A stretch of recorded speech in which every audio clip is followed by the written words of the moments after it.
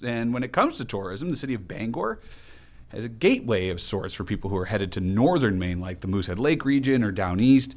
Now the city's planning a new welcome center. News Center Maine's Sean Tesler gives us a look. Here on the corner of Exchange and State Street is where Bangor Downtown Partnership plans to have a welcome center.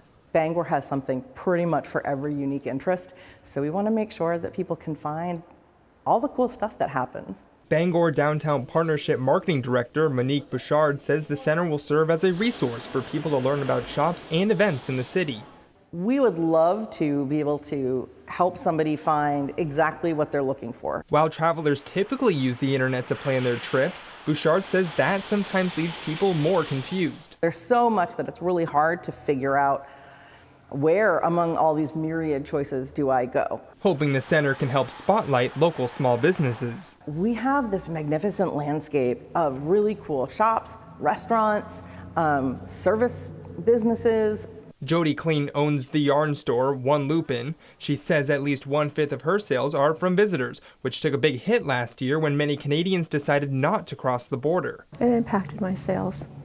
Yeah, I'm down a tangible percentage P&L wise from the previous year. Clayton hopes the Welcome Center will lead to more people exploring her store and the surrounding area. Folks say things like, wow, you just never know what's going on inside of these beautiful old brick buildings. And that's true. That also is true for Dream Charm Bar Jewelry. Owner Jasmine Horn says most of her sales are to tourists. We get way more foot traffic in the summertime and way more customers coming in and out versus the winter. I think the Welcome Center will definitely help bring more business to us. Bouchard is hopeful the Welcome Center will be operational in the fall. In Bangor, Sean Tesler, News Center Maine. Pretty cool. Well, they haven't determined official business hours for the center yet, but Bouchard says the plan is for that center to stay open during big events like fairs and concerts, events that typically bring thousands of people to the Queen City. Bangor pulls some pretty serious concerts.